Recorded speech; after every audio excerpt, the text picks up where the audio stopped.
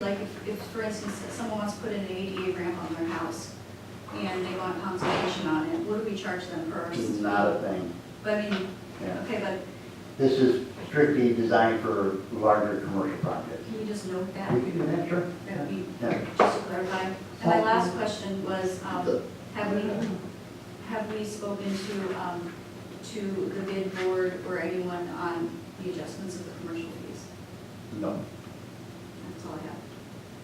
The on-site consult, I mean, you said you don't, it's just a general question, but if a homeowner came in and started wanting you to like design, give your code inspections expertise in, it does, this allows you a tool to kind of Right. say, you know, If a homeowner is then coming to us and saying, we need you to put together a comprehensive report on this specific project, and it's gonna take a considerable amount of time, rather than just sitting down for 20 minutes with them at the desk and talking about it, it's a good possibility we will assess the fee. And then you've got a tool for doing it. And we have a tool for doing it, and the goal of these is just to capture our cost of it, not to be making, this is not a money maker, this is just for the community to recover the costs we're incurring in administering the services. But zoning, they pay the zoning administrator's salary. So I get the outside fees, but the internal ones for like zoning review, that's where I have a hard time. Well, a good portion of municipalities actually have a zoning permit that they require for you to obtain prior to submitting your building permit application. And you would submit your plans along with a certified survey map indicating your placement of your addition. And then at that point, they take and do a zoning review. And then you would need that zoning certificate first before you then apply for a building permit. It's just a process they follow of checks and balances. So that once that person comes in for the building permit, they've already been through and already have been determined that they met all the zoning requirements. And it's usually because they're separated, like zoning in Milwaukee's upstairs, building permits are downstairs. So that's why there's two different fees. Right. But we just have one person doing it. I would make a motion to approve resolution 2017-14, amending the various fees within the planning and development department fee schedule. Discussion. If we do this again in the future, I would like for us to, we're upping commercial fees for, because we do have CDA partners and we have bid partners who, have a good pulse on the economic development activity and market, and just, that they may have some input, so just giving them that opportunity of, hey, we're gonna be raising fees, here's what it is, it's scheduled for this date, it might be helpful. Sophia. Sophia, roll call. Pardon? It's Norton, but it's a resolution, right? Yeah. Yeah. Roll call. Roll call vote. Trustee McKay? Yeah. Trustee Maher? Yes. Trustee Bachos? Yes. Trustee Zoll? Trustee Rosen? Yes. President Johnson? Yes. Thank you.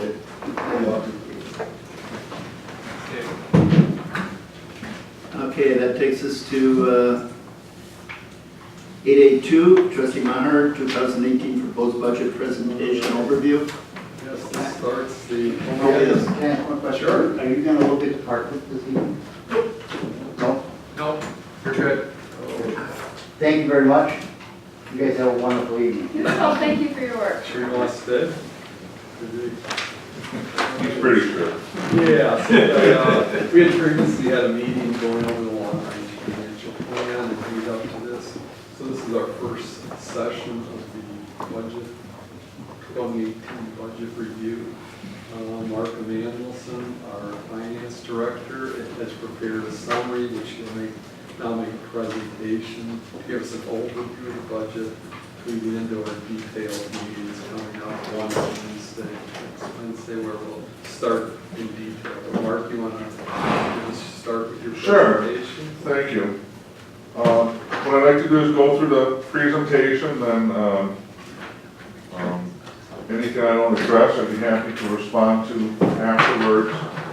Appreciate the opportunity to get these a really broader summary and aggregate analysis of the proposed budget.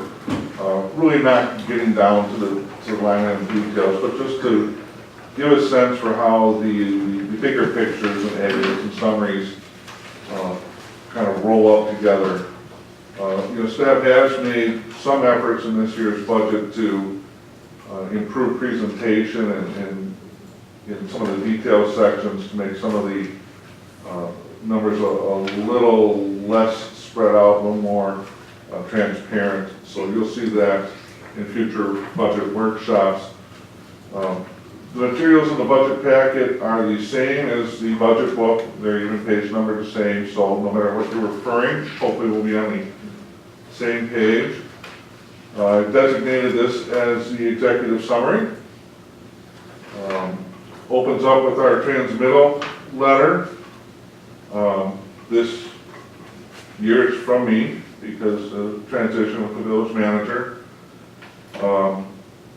Again, our primary goal is to come up with a lean budget that does not adversely impact the quality of services delivered.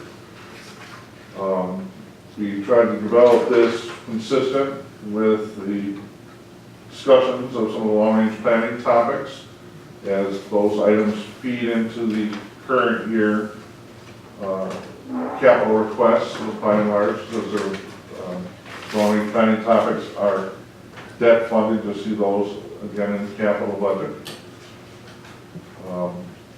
The other thing that staff tries to do every year is again to look at our operations and make sure we're doing things as right-sized as possible and see if there's improvements for efficiencies as we go through different staffing changes, as we go through different operational changes.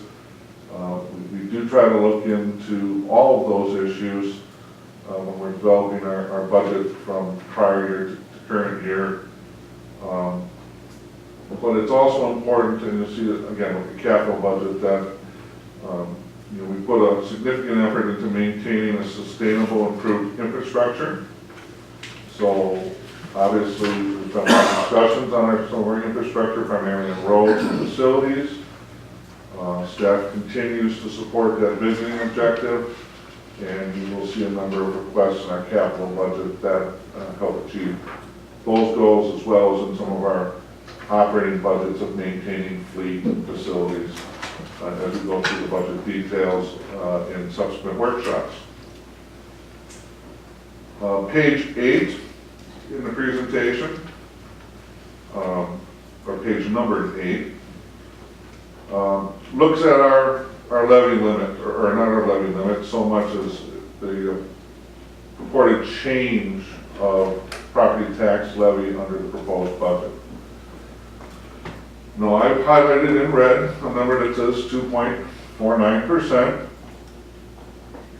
I will have to apologize, however, after this document was drafted and printed, we determined that a number in the 2017 capital project fund was typographically inaccurate. It is not 467,664.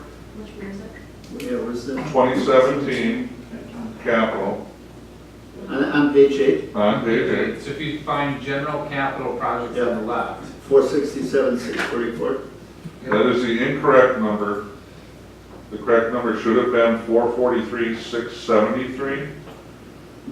And the impact of that comparing 2017 to 2018 then means that the original proposed budget tax levy increase would go from 2.49% to 2.7%.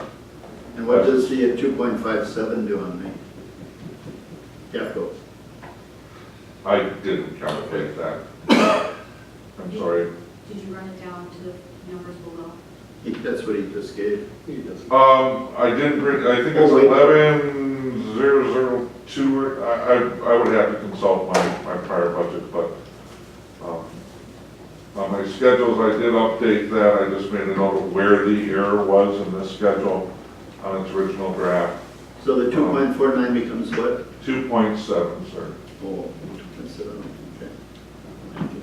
Um, And how does that fit in with the levy limits then? The levy limits are not challenged in this budget. What is our flow limits? What percentage would challenge flow limits? We covered that conceptually in the long-range plan. I believe something in the neighborhood of 10 to 12% would challenge that. One observation at this point, you'll see in the far bottom right, third line from the bottom, a number of 4.21%, which is the year-over-year increase in net assessed value.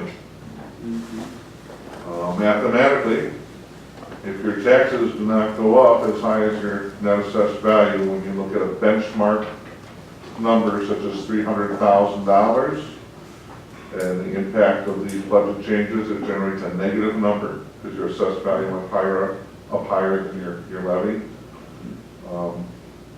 Please recognize, as should be clear, that if all the assessments go up at least 4%, the property taxes certainly are not going down. Everybody's gonna take a little bigger chunk year over year. So a $300,000 number is illustrated. It's not representative of an actual tax decrease. And is that what's on page 9? Is that the illustration? Well, page 8 is the setup for that, and then the difference on page 9 in that chart is really right in the center. The top 2 lines of that chart is the difference between last year's actual, using a net assessed value of $1.43 billion, and this year's comparative analysis, which needs to change the net assessed value to $1.48 billion and change.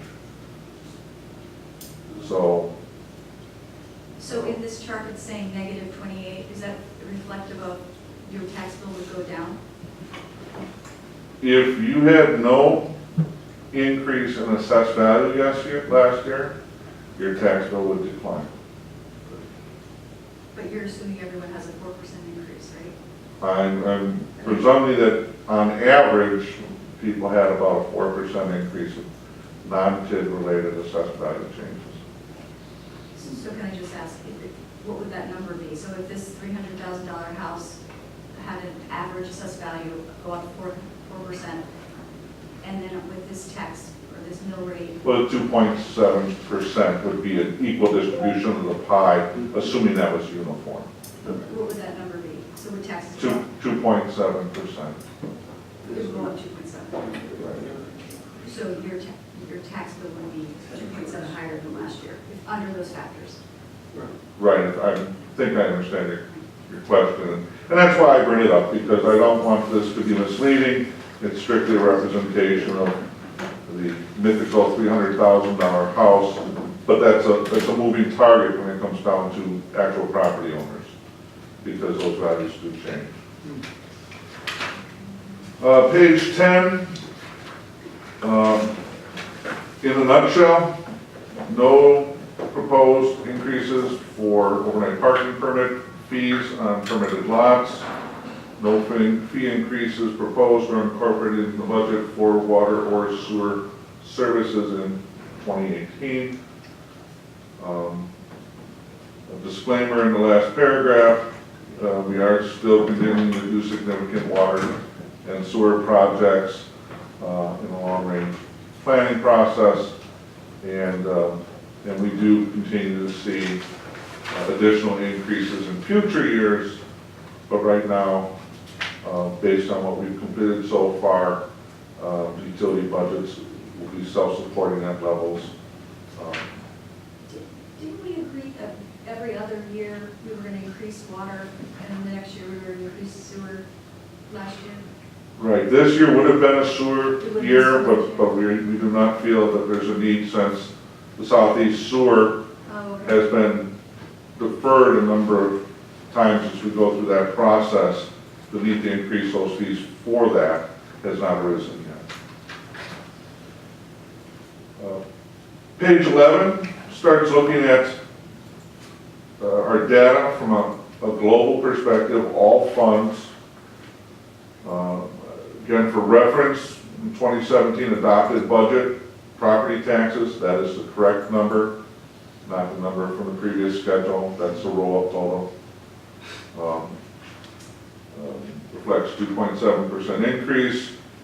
TID increments with the completion and further completion and initiation of a variety of different projects are projected to increase significantly now and from 2017 to 2018. And then the rest of the data as it kind of goes through, again, from a global perspective, shows some comparatives. Intergovernmental revenues, licenses and permits, all this will be broken out in more detail in the following pages, so I'll just save some of the comments as to why we're seeing some of these changes for that.